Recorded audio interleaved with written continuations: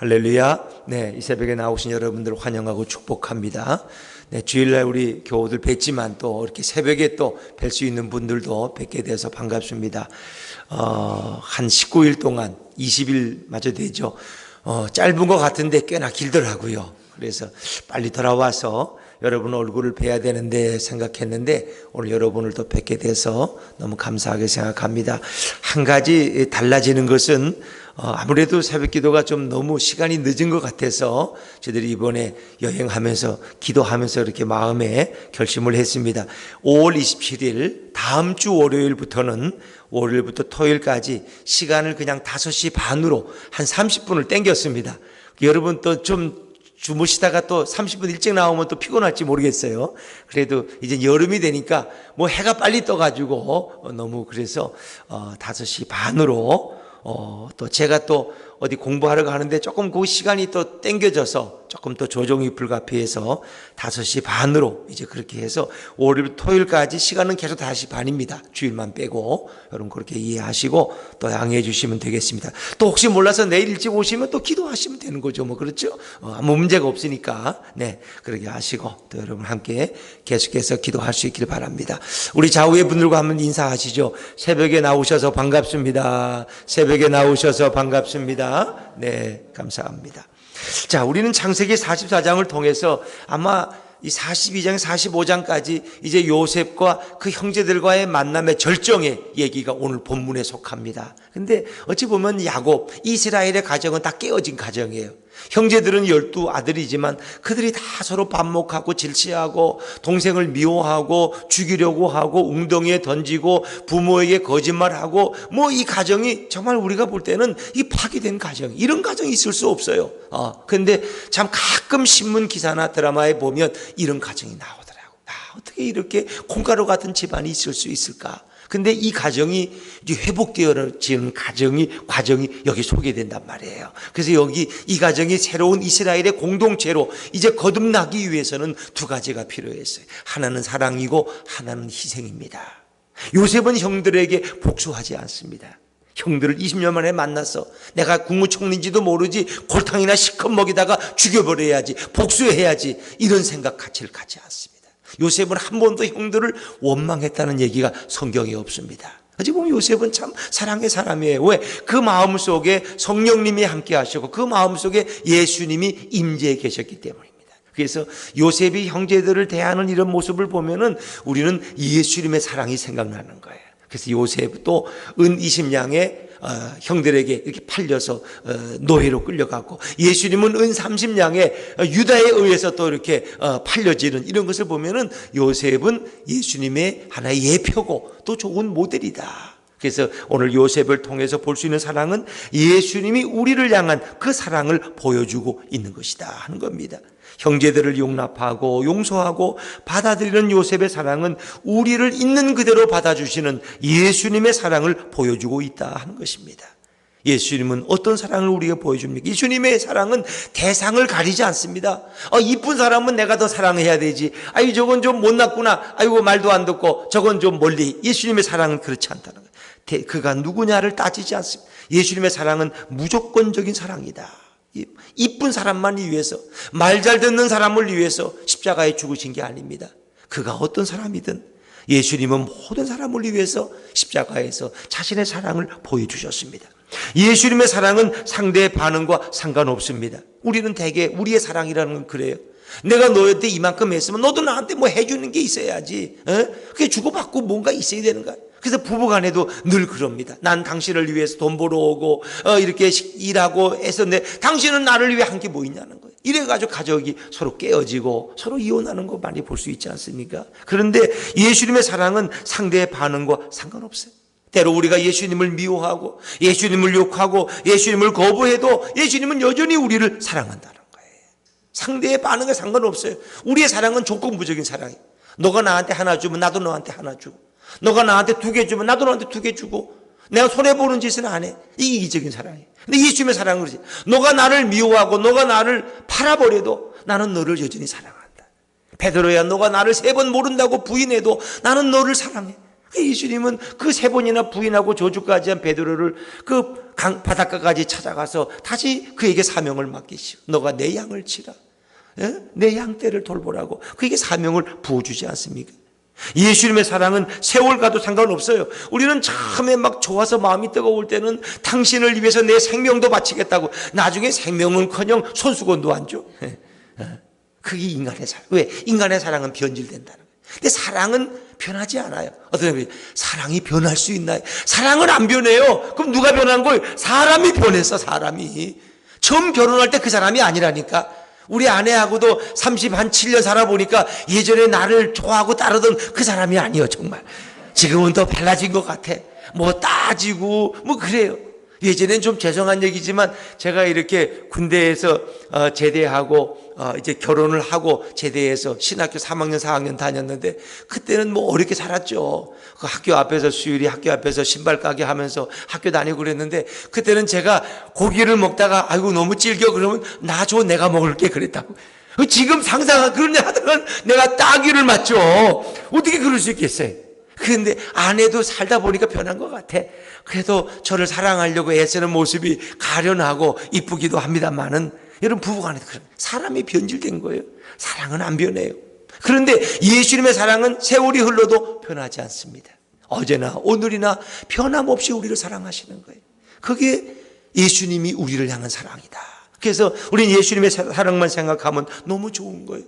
인간의 사랑에 실망하고 배신당해 눈물 흘리다가도 우리를 사랑하시는 하나님의 사랑, 예수님의 사랑을 생각하면 위로가 되고 힘을 얻고, 그래 나를 사랑하시고 버리지 않으시는 예수님이 계시지. 여러분 그렇습니다. 그래서 그 사랑은 알파와 오메가의 변함없는 사랑이다 하는 것입니다.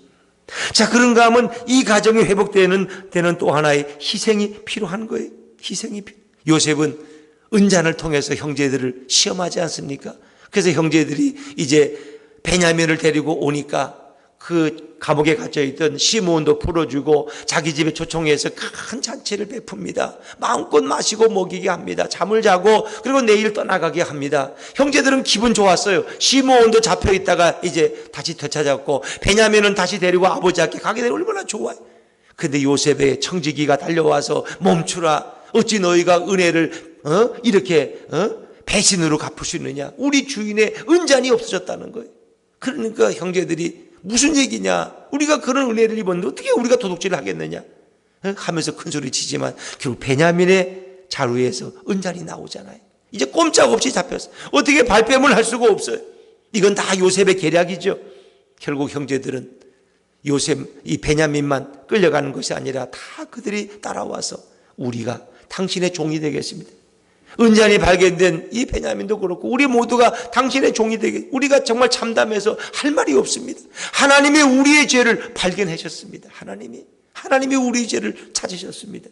그들은 그것을 이제 하나님의 섭리로 받아들입니다. 그리고 거기에 다 남기를 원하죠. 자, 유다의 이제 위대한 고백이 소개되는데 우리 33절 말씀을 한번 읽어볼까요? 33절입니다. 시작. 이제 주의 종으로 그 아이를 대신하여 머물러 있어 내 주의 종이 되게 하시고 그 아이는 그의 형제들과 함께 올려 보내소서. 아멘. 이제 주의 종으로 자기가 그 베냐민을 대신해서 당신의 종이 되겠으니 나를 붙들어 놓으시고 나를 종으로 삼으시고 베냐민을 돌려보내달라는 거예요. 이게 유다의 이 태도입니다. 내가 대신 죽겠다는 거예요. 내가 대신 십자가를 지겠다는 거예요. 그래서 유다의 희생적인 모습이 바로 우리 예수님의 십자가 사역을 예표하고 있다는 것입니다. 예수님께서는 우리의 모든 죄를 대신 짊어지시고 십자가에 홀로 죽으시지 않습니까? 거기는 우리 조력이나 우리의 도움이 필요 없습니다. 그래서 유다의 이 자기 희생적인 모습은 바로 예수님의 희생을 우리에게 보여주고 있는 거예요. 자, 이런 과정 속에서 우리가 18절부터 쭉 보면은 이제 그들이 은잔 때문에 잡혀와서는 그 국무총리에게 유다는 대표해서 이야기를 합니다. 당신이 우리를 스파이로 몰았고 우리는 집에 동생이 있다고 하니까 동생을 데리고 오면은 혐오를 벗을 수 있다고 해서 이제 동생을 데리고 오고 시므온이 잡혔는데 아버지가 동생을 보내지 않아서 오랜 시간 보내다가 결국 양식이 다 바닥에 나서 기근 때문에 이제 굶어 죽게 돼서 아버지가 허락을 해서 내가 데리고 왔습니다. 그런데 이거 뭐 어떡합니까? 이제는 이제 우리가 다 당신의 종이 될 텐데 나만 붙들어 두시고 내 동생을 보내주십시오. 그러면서 그가 아버지에 대한 얘기를 입을 꺼내요. 유다가 자기 아버지 야곱, 이스라엘에 대해서 뭐라고 표현하는지 한번 여러분 읽어보세요. 30절 31절입니다. 30절 31절 시작. 아버지의 생명과 아이의 생명이 서로 하나로 묶여 있거늘 이제 내가 주의 종 우리 아버지에게 돌아갈 때에 아이가 우리와 함께 가지 아니하면 아버지가 아이의 없음을 보고 죽으리니 이같이 되면 종들이 흰머리로 슬퍼하며 스올로 내려가게 함이니이다. 아멘. 유다가 아버지를 생각합니다. 이 아이가 만약 돌아가지 못하면 우리 아버지는 죽고 말 것입니다. 슬피 울다가 스올에 음부에 떨어지고 말 것입니다. 생명을 잃을 것입니다. 그 흰머리로 슬퍼하며 스올로 내려가게 할 수가 없다는 거예요. 그러니까 나를 걷어주시고 나를 대신 붙들어 두시고 내 동생만은 돌려보내달라고 유다가 희생하는 거예요. 여러분, 그들이 드디어 아버지에 대한 사랑을 생각합니다. 아마 그들은 아버지를 많이 미워했을 거예요. 왜 이 라헬의 자식인 요셉과 베냐민만 사랑하고 이 레아의 자식인 우리들은 아버지가 별로 사랑하는 것 같지 않아? 좋은 옷도 안 입히고 용돈도 안 주고. 그래서 유다는 이미 성인이 됐지만 아버지를 별로 좋아하지 않았을까요? 그러나 그가 아버지 야곱을 생각합니다. 여러분, 아버지를 사랑하면 어떻게 동생을 갖다가 팔아버리고 아버지에게 거짓말할 수 있습니까? 그럴 수 없는 거예요. 아버지의 슬픔을 생각하면. 그런데 이제는 유다의 과거의 유다가 아닙니다. 그는 아버지를 생각합니다. 미움으로 바라보던 아버지를 사랑하게 됩니다. 아버지에게 그 노년의 슬픔을 드릴 수 없습니다. 이제 아버지를 생각합니다. 여러분, 많은 분들이 아버지에 대한 상처를 가지고 있어요. 상처를. 이게 참. 그래서 아버지를 사랑하지 않는 자식들이 생각보다 많다는 거 아세요? 물론 여러분의 자녀들은 여러분들을 다 존경하고 사랑하겠지만 자식들이 아버지를 미워하는 경우가 너무 많아요. 어제도 예배 끝나고 이제 두 형제가 저희 집사람하고 이렇게 이런저런 얘기, 자기 집안 얘기하면서 쭉 이렇게 얘기를 전해 들으니까 그냥 그들이 아버지에 대한 상처를 다 가지고 있어요. 아버지가 너무 싫다는 거. 어떨 때는 정말 아버지를 막 찔러 죽이고 싶을 정도로 칼을 들고 다닐 줄. 아버지가 엄마를 너무 괴롭히니까 내가 태권도를 배워가지고 우리 엄마를 아버지에게 지켜야지. 태권도를 배웠대. 아버지가 너무 싫다. 술 먹고 주정하고 때리고 폭행을 돈도 안 벌고 집안을 난장판으로 만드는 아버지가 너무 싫다. 여러분, 아버지를 싫어하는 분들이 많아요. 그런데 오늘 이 가정이 아버지에 대한 사랑을 회복합니다. 아버지께 더 이상 슬픔을 드릴 수 없습니다. 그 흰머리 된 노년된 아버지가 슬피 울며 돌아가시게 할 수 없습니다. 내가 대신 머물러 있겠습니다. 3절에 보니까 이제 주의 종으로 그 아이를 대신하여 머물러 있어 내 주의 종이 되게 하시고 그 아이는 그의 형제들과 함께 올려 보내소서. 자기가 대신 예수님은 우리를 대신하여 십자가를 지신 것입니다. 여러분, 이 대신한다는 게 바로 중보 사역이라는 거 아세요? 예수님은 우리의 죄를 대신 짊어지시고 그래서 예수님은 유일한 중보자가 되시는 거예요. 하나님과 우리 인간의 그 원수된 관계를 화해시키기 위해서 예수님이 친히 중보자가 되셔서 우리를 찾아오신 거예요. 그리고 화목 제물이 되심으로써 우리의 죄를 제거하시고 하나님과 우리 사이에 진정한 화해를 이루신 분이 바로 우리 예수님입니다. 여러분, 성경에는 이런 중보자들이 많이 나옵니다. 근데 그들의 중보의 모습이 바로 예수님을 가리키고 있다는 것입니다. 오늘 유다는 가정에 파괴된 모습, 아버지의 그 마음을 위로해드리기 위해 자신이 대신 십자가를 지겠다고 나서는 것입니다.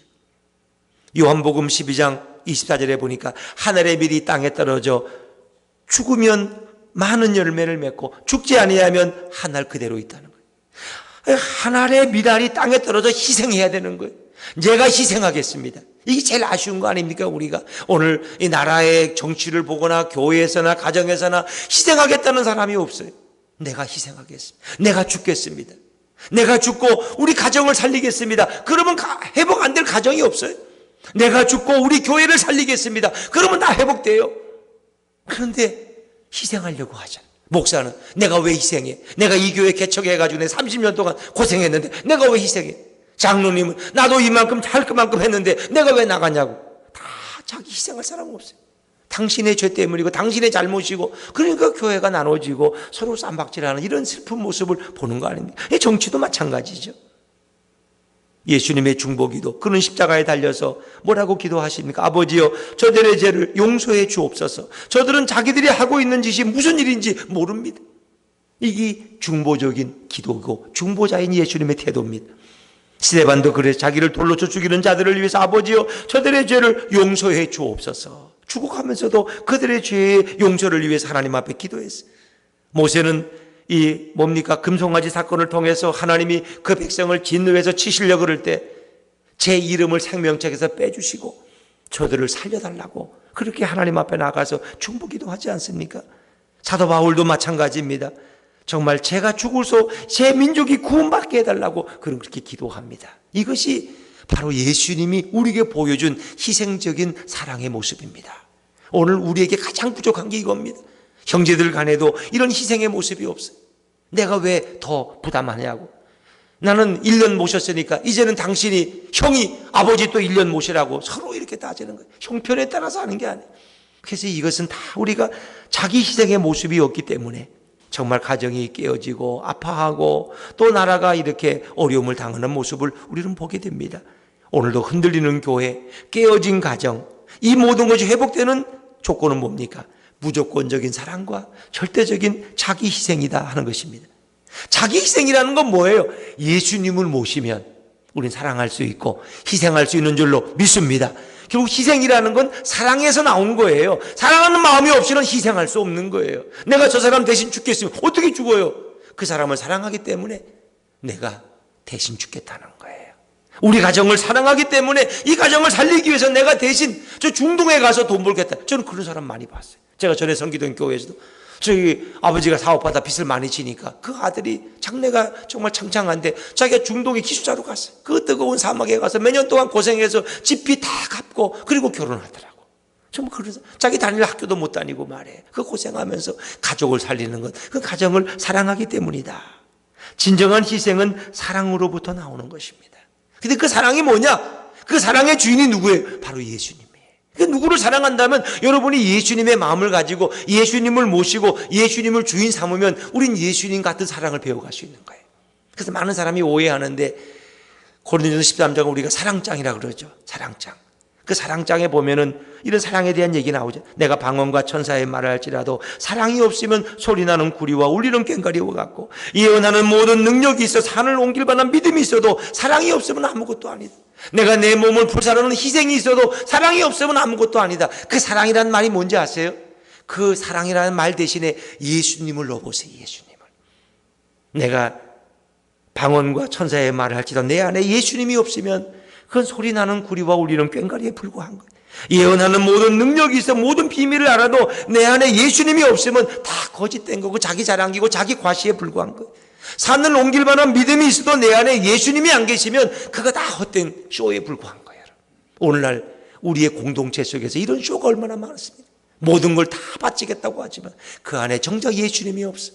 자기 욕심과 욕망과 명예욕과 성취욕만 가득 차 있다면 어찌 주님의 공동체라고 말할 수 있겠느냐?